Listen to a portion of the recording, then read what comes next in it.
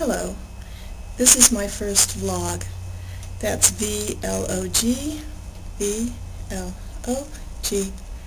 and it's short for video log. And I just wanted to talk about something that I'm sure comes up with a lot of knitters and crocheters out there. You take your work out in public and you start working on whatever it is, and you get some of the weirdest comments, I'm telling you. And first of all, people don't know the difference between knitting and crocheting.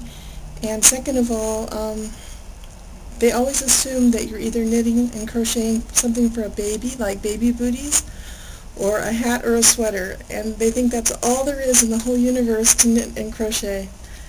And it leads to some pretty funny, weird conversations. So first of all, just so you can speak intelligently to people that knit and crochet, if you see someone and they are using a hook, hang on, I've got my hook here somewhere, there it is. Okay, if they're using a hook like this, they're crocheting. Crochet is a French word that means hook. So if you can just remember that if it's a hook, it's crocheting, because crochet means hook, you got it made, okay? And it looks kind of like this. This is what led to this vlog. I started this at I went to a restaurant and I waited for my food, and I had made like a quarter-sized little crochet disc about this big. And this guy walks by, and he's Hispanic, and I don't think he probably spoke much English, but he looked at me and he said, "Oh, we've got to get ready for cold weather." And I'm thinking, in Southern California, this is like, we don't have cold weather. I don't really have a big use for sweaters and hats in Southern California, unless they're like sun hats maybe. So I tried to tell him I'm making a squid, and I don't think he knew what I was saying. I don't think he knows what a squid is. So, hang on, I dropped it on the ground. So anyways, I went to the library and I was crocheting, and I was about this far. And then it did kind of look like a hat, and these two little girls sat down by me, and they stared at me for a good 10 minutes, and finally I said hi, and one of them said, "I like your hat a lot," and I said, "Thank you." And then the other one goes, "What kind of hat is that?" And I said, "Well, actually it's a squid." And they said, "A what?" I said, "A squid."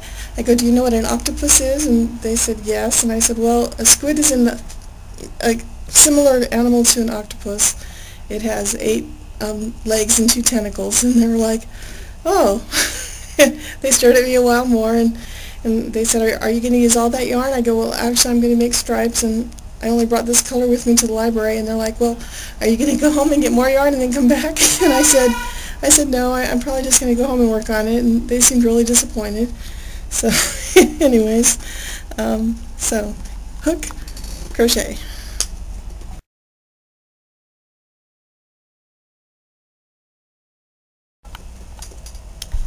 Okay, that was crochet. Now knitting looks like this. This is a hat. And this stuff at the front, the stretchy part at the bottom, that's called ribbing. Ribbing. Alright, now knitting is done on 2 needles.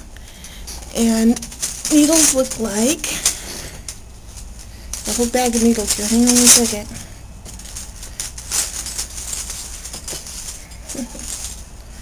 Needles look like this. They're long and straight. Now, conventionally knitting is done on 2 needles, but some brilliant person figured out if you take 2 needles and put a cable between them, it's a lot easier to manage for some types of knitting, and those are called circular needles.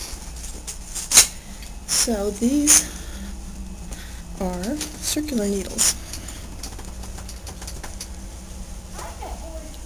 And this is a shawl that I'm knitting. There we go.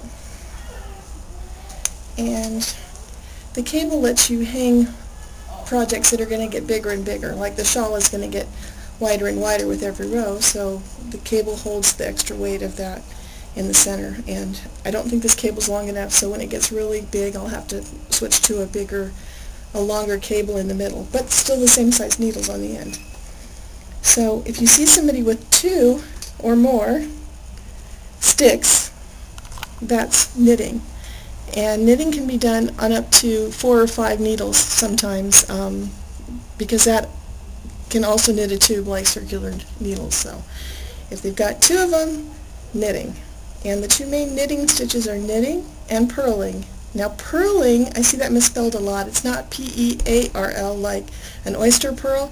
It's P-U-R-L. It's a 4-letter word, P-U-R-L. So if you're talking to knitters and they're talking about knitting and purling, that's what they're talking about. They're not talking about oysters. So anyways, I just wanted to talk about it. Now there are some, what I want to say, strange combinations. Like this. This has a hook on both ends. So it's a special kind of project, knit crochet, or there's a lot of like half-breeds of knitting and crocheting, so you know, every kind of variable in between. So if you see something really weird, just ask. It's probably not knitting or crocheting. It could be hairpin lace or loom knitting, or you know, some other spin-off of knitting or crocheting. So believe me, there's a lot of people experimenting, and there's all kinds of weird variables there. So you know, when you walk up to somebody, I mean, we want you to be interested, and you know, just ask politely, what are you doing, and can you tell me about it, if you can't quite tell the difference. But remember, hook, crochet, needles, knitting, and you'll be way ahead of most people.